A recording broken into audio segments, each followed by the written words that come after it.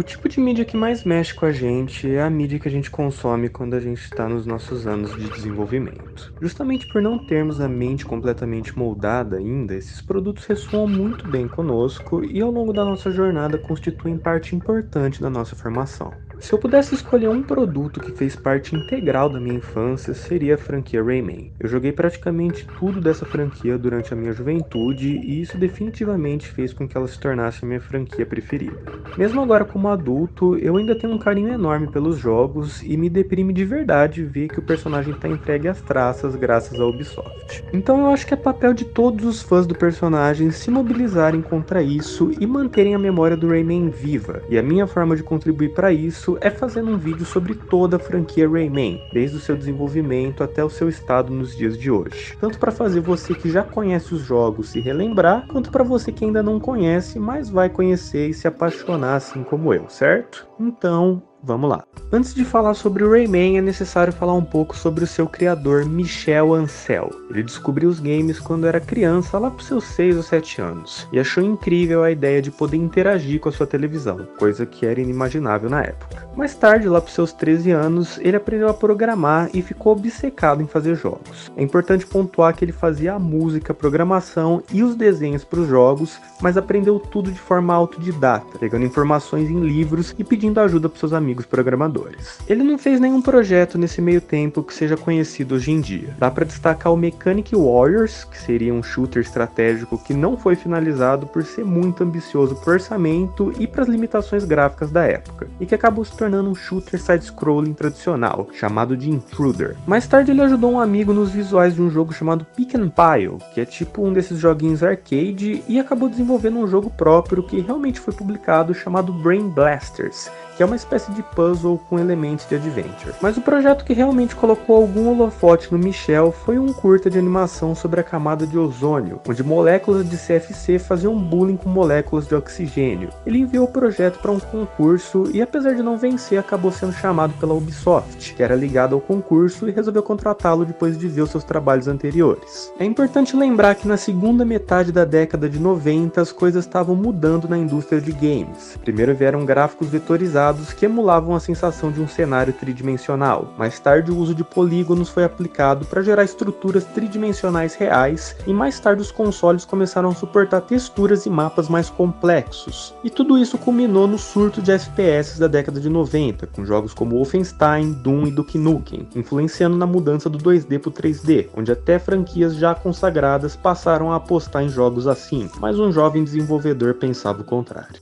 Mesmo com os gráficos 3D se tornando a nova mania da indústria, não era o tipo de coisa que chamava a atenção do Michel. Trabalhando junto de um amigo chamado Frederick Hood, ele começou a trabalhar no Rayman como um jogo 2D. Os primeiros esboços do Rayman foram feitos quando o Michel era um adolescente e ainda estava tentando aprender a desenhar, mas como ele ainda não sabia fazer isso direito, os personagens eram todos muito simples. Ele queria criar um personagem que conseguisse executar diversos movimentos e resolveu fazer um personagem sem braços ou pernas, para que ele fosse mais facilmente animado. Mal sabia ele que anos depois essa se tornaria a característica mais marcante do personagem. Ao tomar conhecimento do projeto, a Ubisoft resolveu investir pesado no desenvolvimento do jogo, alterando o curso de todos os outros projetos para focar exclusivamente nesse. É importante pontuar que foi um movimento absurdamente arriscado na época investir em um jogo 2D, porque já era considerado uma tecnologia obsoleta. Nesse meio tempo, eles foram de apenas 2 desenvolvedores independentes para uma equipe de 100 pessoas. Hoje já parece muito com um estúdio pequeno, mas na época era loucura mesmo. Muitas plataformas foram pensadas para o jogo, mas a escolhida acabou sendo o PlayStation, que permitiu uma melhoria gráfica considerável e utilizava uma linguagem de programação muito mais simples. O universo do Rayman foi inspirado em contos de fada do folclore russo, chinês e céltico, mas com uma abordagem mais contemporânea e cartoonizada.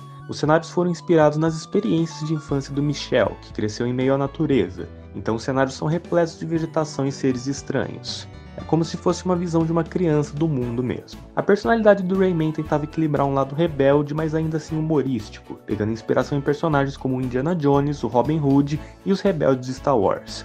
No final das contas, a história do jogo ficou assim. No mundo de Rayman, a natureza e as pessoas convivem em harmonia graças a um orbe de pura energia chamado de o Grande Protum. Ele é responsável por manter o equilíbrio desse mundo. No entanto, esse orbe é roubado pelo misterioso Mr. Dark, que derrota a fada Betila, que é responsável por proteger esse orbe. Quando o Grande Protum é tirado do seu lugar, os Electrons que orbitavam ele perdem a estabilidade e se espalham pelo mundo. Com a harmonia quebrada, diversas criaturas estranhas começam a aparecer e capturar os Electrons. Com tudo isso acontecendo, uma criatura chamada apenas de O Mágico pede ajuda do Rayman para libertar os Electrons, derrotar o Mr. Dark e devolver o Grande Protum para seu lugar. Recebendo esse pedido de ajuda, o Rayman só dá um ok com a mão e responde sem problemas. Ao longo da jornada, o Rayman vai adquirindo novas habilidades que vão ajudar ele a concluir o seu objetivo. Ao longo do jogo, o Rayman viaja por 6 mundos diferentes. Cada um desses mundos tem entre 3 e 4 fases. O primeiro deles é o The Dream Forest, ou Floresta dos Sonhos. É um mundo cheio de árvores, flores, borboletas, cogumelos, enfim, é um mundo basicamente de flora. O chefão dessa fase é um mosquito que chama Mosquito, só que com K. O segundo mundo é o Land Band, ou Terra da Banda. É um lugar cheio de música e instrumentos musicais. O chefão final dessa parte é o Mr. Sax, que é um saxofone gigante. O terceiro mundo é o Blue Mountains, ou Montanhas Azuis. É um mundo montanhoso e cheio de rochas. O chefão dessa parte é o Mr. Stone, que é tipo um gigante de pedra. O quarto mundo é o Picture City, ou Cidade Desenhada. É um mundo artístico cheio de tinta, pincéis, paletas, borrachas e esse tipo de coisa. A chefona dessa parte é a Space Mama. O quinto mundo é o The Caves of Scops, ou Caverna do Scops. Scops não tem tradução, é só o nome do chefão, que é uma espécie de escorpião. Esse mundo é basicamente uma sequência de cavernas escuras. O último mundo é o Candy Chateau, ou Castelo Doce, um mundo que é composto de doces e que é a moradia do chefão final, o Mr. Dark. Deu pra ver que a história é toda surrealista e tende ao absurdo. Todos os jogos da série vão seguir por esse caminho, mas não dá pra negar que ela é muito criativa. Sobre os mundos, os cenários são absurdos de bonitos, até pros dias de hoje, eles são muito estéticos, coloridos e principalmente eles são vivos. Você olha pra ele e fala, nossa, isso aqui não parece um videogame. É impressionante como é que eles conseguiram mesclar tantos elementos diferentes num mundo só. Sobre a gameplay, ela é até que bem fluida e divertida, mas o problema é que ela é muito difícil. Esse jogo é o Dark Souls da série Rayman. Você tem que ser muito assertivo em cada movimento que você faz, e diversos inimigos só aparecem do nada e aí você morre. É um absurdo de difícil, mas é muito gostoso de jogar esse jogo. Mais tarde foi revelado que a dificuldade não era intencional. Ela veio do fato dos desenvolvedores quase não jogarem o jogo, então eles não tinham a menor ideia da dificuldade dele. Esse foi o último jogo que eu joguei da trilogia original. Eu joguei ele num emulador e eu lembro até hoje que eu gostei bastante, mesmo sendo o mais simples da franquia. Mas eu penei muito para terminar ele. De todos os principais é o que eu tenho a memória afetiva menos forte, mas mesmo assim é inegável o quanto que esse jogo é sensacional. Eu recomendo ele até os dias de hoje. Não vai com medo, é porque é antigo. Não, ainda tá sensacional. O jogo foi lançado em 1995 e foi um sucesso de público e crítica. Ele vendeu em torno de 4 milhões de cópias e recebeu reviews que elogiavam a criatividade, a parte gráfica e a jogabilidade inventiva e diversificada. No fim, ele acabou se destacando justamente por ser um jogo 2D numa era onde todos os outros apostavam no 3D, sendo classificado como um jogo tão bom de se jogar quanto de se ver sendo jogado. O sucesso do jogo serviu para lançar a Ubisoft como uma grande produtora de jogos, e com todo esse sucesso era óbvio que uma sequência ia ser produzida. Mesmo parte do sucesso do primeiro jogo sendo graças aos gráficos 2D, a indústria continuava se movendo em direção do 3D. Então Rayman tinha que escolher entre arriscar mudar para o 3D ou continuar no 2D e ser esquecido. Um protótipo do que seria o jogo em 2D chegou a ser produzido, mas acabou sendo cancelado. Apesar da dificuldade de mudar completamente a franquia, o time de desenvolvedores estava muito animado com a possibilidade de transportar o mundo do Rayman para o 3D, podendo trazer um clima mais cinematográfico para o jogo, podendo brincar com as expressões faciais, com os ângulos de câmera e transmitir muito mais emoção. O orçamento do segundo jogo era 3 vezes maior que o do original e era comparável ao orçamento de um filme. Cada nível era feito por 2 pessoas, um designer que criava os elementos gráficos e um diretor, que era responsável por criar experiências de gameplay com esses elementos. Muito do esforço da equipe foi destinado a deixar a gameplay rápida e dinâmica, já que a maioria dos jogos naquela época possuíam cenários imensos onde nada acontecia. Para isso houve um cuidado especial com a câmera e com a dificuldade do jogo, que dessa vez vez foi amplamente testado para atingir os mais diferentes grupos. Também houve uma maior atenção na história, que dessa vez apresentava um papel importante no jogo. Então, depois de 2 anos e meio de desenvolvimento, o jogo finalmente foi lançado em 1999 com o nome de Rayman 2 The Great Escape, ou em português, A Grande Fuga. A história do jogo é que piratas espaciais invadiram o mundo do Rayman e capturaram e escravizaram seus habitantes.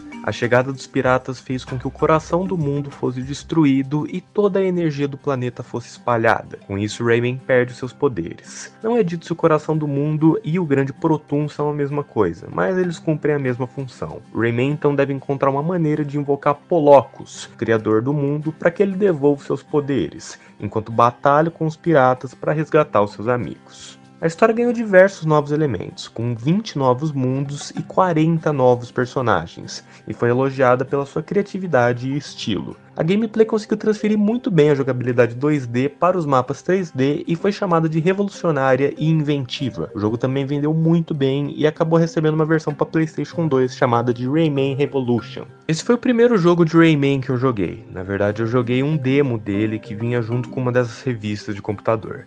Eu joguei por horas e horas essa demo e só meses mais tarde eu encontrei a versão completa para baixar. Esse jogo é muito da hora, ele é bem mais dark que o primeiro, e ele é o mais querido pelos fãs e tem razão de ser. A história é muito boa, os níveis são muito diferentes, tudo emana criatividade e eu me diverti muito jogando esse jogo. Até hoje em dia ainda é muito legal de jogar. Definitivamente é uma das minhas memórias mais antigas jogar essa demo, mas o jogo inteiro é maravilhoso. A única coisa que eu considero um downgrade em relação ao primeiro é a trilha sonora, já que no primeiro ela foi elogiadíssima e no segundo ela só é boa e nada mais. De qualquer forma, é a única coisa que eu vejo que foi piorada, de resto, o segundo é melhor que o primeiro. Com o sucesso de público e crítica, o jogo recebeu diversos spin-offs. Uma série de jogos voltados para o público infantil foi criada, chamado de Rayman Jr. ou de Rayman Brain Games. Ensinava inglês e matemática. Eu ganhei um CD desses de amigo secreto quando eu tinha uns 5 anos e naquela época foi bem divertido. Eles usavam a engine do primeiro jogo e ele teve uma recepção mista por parte do público.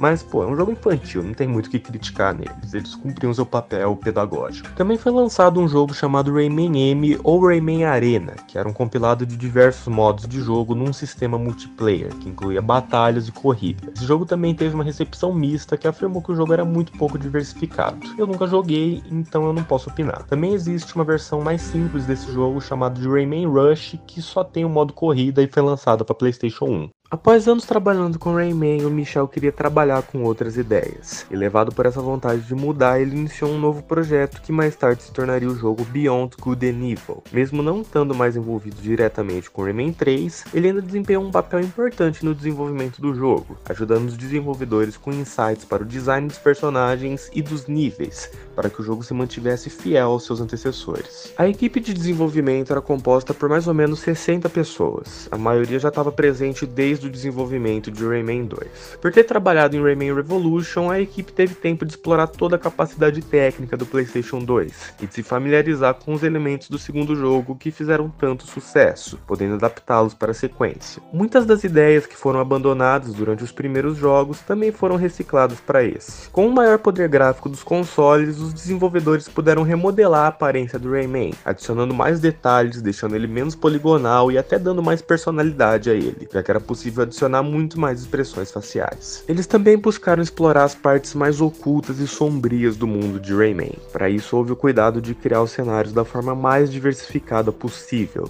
tendo florestas escuras, cachoeiras, pântanos, mansões, desertos, templos antigos e até um mundo de fantasmas que, na minha opinião, é um dos cenários mais bonitos que eu já vi num jogo. A gameplay foi desenvolvida tentando manter o espírito dos anteriores, mas modificando alguns aspectos. Um exemplo disso são as lutas, onde foram criadas novas formas de utilizar os ataques, melhoraram a IA dos inimigos e adicionaram 5 novos superpoderes. O Vortex, que permite que o Rayman solte roda-moinhos dos seus punhos que encolhem os inimigos, o Heavy Metal Fist, que aumenta o poder dos ataques, o Lockjaw, que faz o Rayman atirar a garra do seu punho, que permite que ele balance por ganchos e eletrocute inimigos, o Shock Rocket, que é uma espécie espécie de foguete teleguiado, e o Throttlecopter, que permite que o Rayman voe. O jogo também assumiu um tom mais cartunesco e menos sombrio que o antecessor. Em diversos momentos, os personagens quebram a quarta parede, fazem referências a outras obras, e os personagens passaram a ser dublados em línguas reais ao invés de falar uma linguagem inventada. Em 2003, o jogo foi lançado com o título Rayman 3 The Hoodlum Havoc,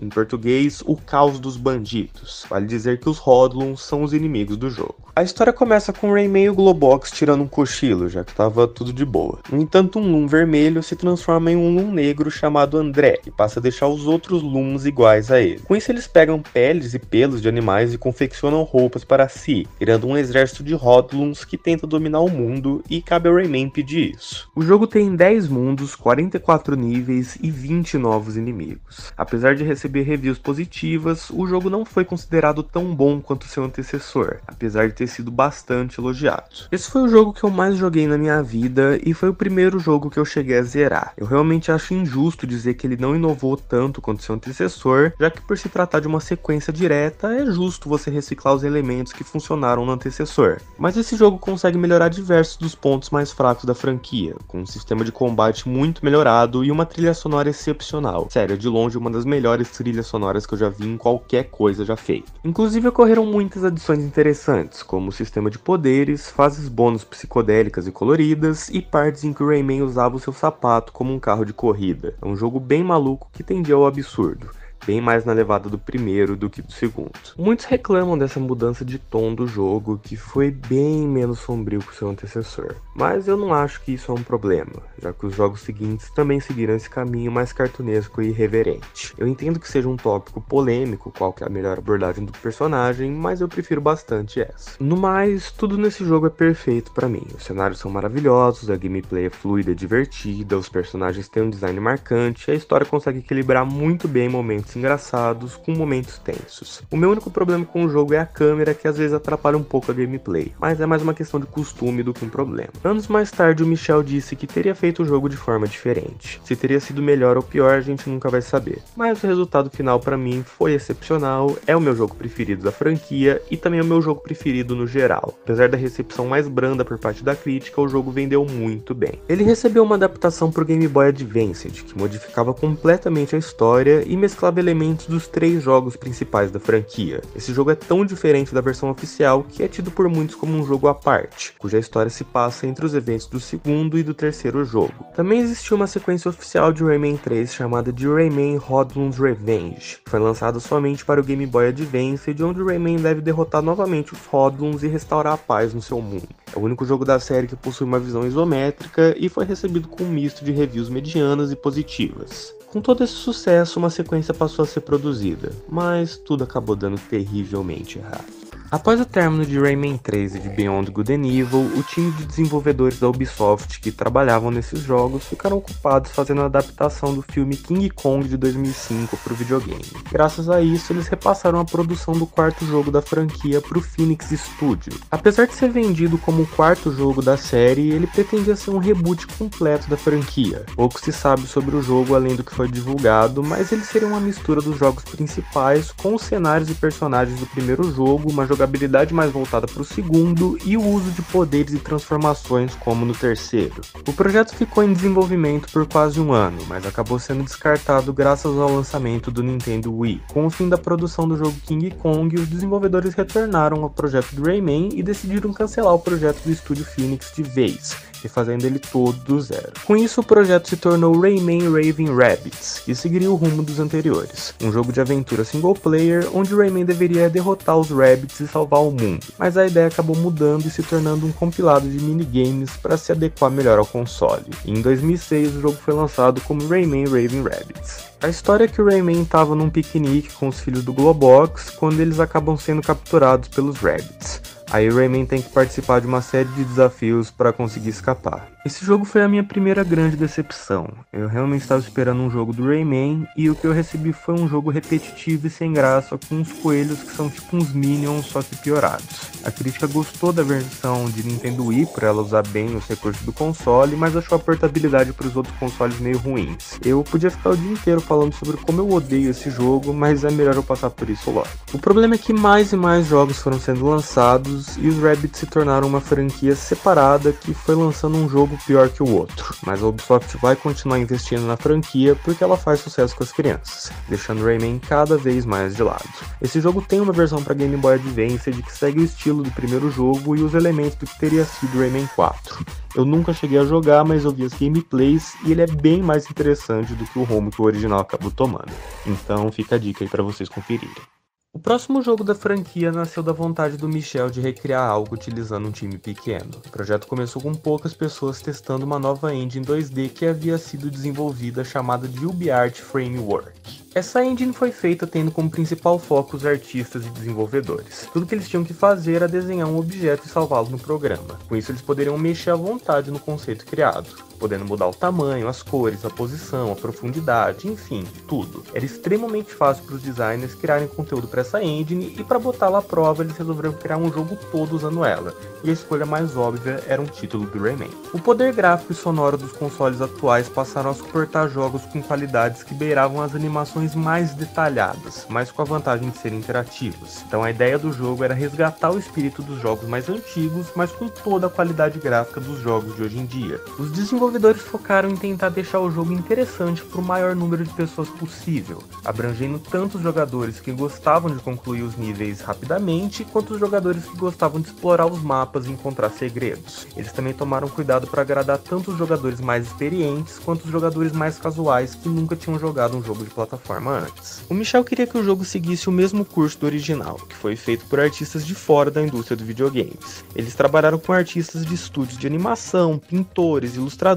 eles estavam tentando achar a raiz mais artística do universo de Rayman. Tudo foi feito pensando no maior conforto possível para os artistas e o resultado final saiu em 2011, com o nome de Rayman Origins, ou em português, Rayman Origins. Muitos pensam que esse jogo é uma espécie de prequel da série, mas o título é justamente sobre o jogo estar retornando às suas origens, não sobre ele se passar antes dos acontecimentos dos outros jogos. A história do jogo começa com o Rayman e vários de seus amigos dormindo e relaxando numa árvore. Entre eles está o Bubble Dreamer ou o Polocus, o criador do mundo de Rayman. No entanto, o ronco deles incomoda os habitantes da Terra dos Mortos-Vivos, que se revoltam e aprisionam os habitantes do mundo dos sonhos e os Electrons, que são quem mantém o mundo unido. Quando eles escapam, eles percebem que o Bubble Dreamer ficou meio perturbado e os seus sonhos se tornaram pesadelos. Então cabe ao Rayman resgatar os Electrons e restaurar a sanidade mental do Bubble Dreamer para evitar que o seu mundo se torne um pesadelo eterno. O jogo recebeu aclamação da crítica especializada que elogiou a criatividade do jogo, a beleza dos gráficos, o design dos personagens e dos cenários, a jogabilidade fluida diferenciada, a dificuldade balanceada e o surrealismo exacerbado. Esse foi um dos poucos jogos que eu comprei na estreia e eu tava louco esperando um jogo novo do Rayman, já que desde 2003 a gente não recebia um jogo decente. E meu Deus, como valeu cada minuto de espera. Ele é um dos jogos mais bonitos e divertidos que eu já joguei, e não é brincadeira o tanto que eu joguei esse jogo. Eu devo ter finalizado ele pelo menos umas 100 vezes. Uma coisa legal dele é que a história não ignora os anteriores. Ela só modifica algumas coisinhas, mas você ainda tem os Electrons, você tem a Fada Betila, você tem o Polocus, e o vilão principal, que eu não vou falar pra não dar spoiler, mas ele é um personagem que tá presente desde o primeiro jogo. Enfim, ele é um jogo essencial para qualquer fã da franquia. Apesar de tudo isso que eu falei, o jogo vendeu muito mal no começo, mas ele acabou se provando um jogo lucrativo a longo prazo. O fracasso inicial foi atribuído a ele ser lançado junto a muitos títulos de grande peso, e pela franquia já tá meio desgastada, deixando os fãs meio receosos sobre a qualidade do jogo. Após ver as reviews, eles ficaram mais seguros e foram comprando. A prova de que o jogo realmente foi um sucesso no final das contas é que ele recebeu uma merecida sequência. Quando Rayman Origins terminou, muitos desenvolvedores quiseram continuar no projeto e participar da sequência. Dessa vez o tema era diversidade. Eles queriam que cada nível trouxesse algo novo e diferente para o jogo e continuasse surpreendendo os jogadores do início ao fim. Isso se concretizou já que a sequência acabou se tornando 2 vezes maior que o seu antecessor. O time fez uma série de melhorias na engine da UbiArt, adicionando um sistema multiplayer online, um sistema de iluminação dinâmico que fazia a coloração do personagem reagir à quantidade de luz, elementos em 3D que deram maior realismo aos cenários e níveis musicais, onde o ritmo da música ditava o ritmo da jogabilidade. Os níveis também foram pensados para que pudessem ser concluídos sem a necessidade de parar, permitindo que speedruns fossem feitos. Para isso, eles modificaram alguns detalhes do antecessor. Por exemplo, quando você realiza um golpe, você não perde mais velocidade. Isso afeta muito a gameplay e permite que ela seja mais dinâmica. Eles também pensaram em fazer diversos níveis que pudessem agradar os mais diversos tipos de jogadores, com vários níveis sendo desbloqueados por vez, permitindo que o jogador tivesse uma maior liberdade de escolha sobre o ritmo da sua gameplay. O jogo foi inspirado em lendas do mundo real, então cada mundo tem uma temática de alguma lenda. Você vai ter castelos medievais com dragões, a Festa de los Muertos com caveiras, 20.000 léguas submarinas no mundo submerso, enfim. Graças a essa temática, o jogo recebeu o nome de Rayman Legends, ou em português Rayman Lendas, e foi lançado em 2013. O jogo dá um time skip de 100 anos do anterior, onde Rayman e seus amigos ficaram dormindo durante todo esse tempo.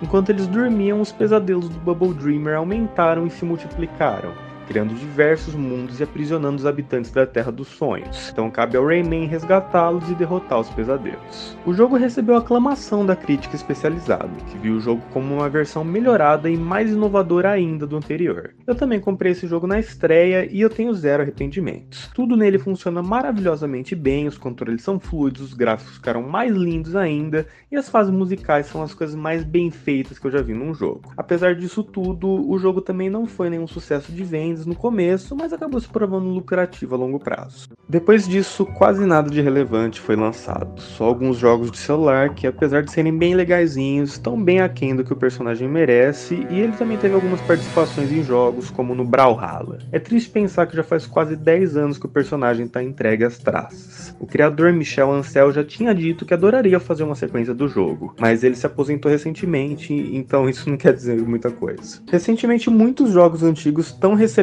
remasterizações e sequências, mas eu duvido que isso aconteça com o Rayman tão cedo porque a gente está falando da Ubisoft, a empresa que há anos vem lançando o mesmo jogo com cenários diferentes. Já faz um tempo que eu não lembro de olhar para um jogo da Ubisoft e pensar, nossa, isso sim é um jogo diferenciado e divertido. Geralmente é só, nossa, outro Assassin's Creed, que época será que ele vai ser? Nossa, outro Far Cry, onde será que esse vai ser, hein? Isso é bem triste, né? Por isso que é bem mais fácil para a Ubisoft só ficar lançando jogos dos Rabbids, que no fundo são uma representação do que a própria empresa se tornou. Muita gente fala que eles substituíram Rayman como mascote da empresa e eu concordo. Eles englobam perfeitamente toda a massificação e falta de qualidade dos títulos da empresa nos últimos anos. Rayman é uma franquia que representa a criatividade e mostra o quanto que os artistas podem ir longe se devidamente incentivados. E mesmo que nunca mais façam nenhum jogo dele, eu espero que as pessoas continuem a jogar e a consumir os jogos dessa, que pra mim é a melhor franquia de videogames já criada. Esse definitivamente foi o vídeo mais difícil e longo que eu já fiz, e eu não teria conseguido se não fosse o canal Lipsilon, que fez um documentário sobre Rayman e disponibilizou toda a pesquisa que ele fez na descrição do vídeo. O link pro vídeo desse cara vai estar aqui na descrição do vídeo, e a gente aborda o tema de forma diferente, então vale muito a pena vocês conferirem o vídeo dele. Eu também tenho que agradecer a Raywiki, que possui um banco de imagens raríssimas dos jogos em estado de produção e coisas do tipo, e boa parte das imagens que eu usei nesse vídeo eu tirei de lá. Então o link para Raywiki também vai estar aqui na descrição do vídeo, certo? No mais é isso, eu espero que vocês tenham tido paciência para ver isso tudo. Deixa o seu like, se inscreve e compartilha o vídeo, que ajuda bastante. Um forte abraço e até a próxima.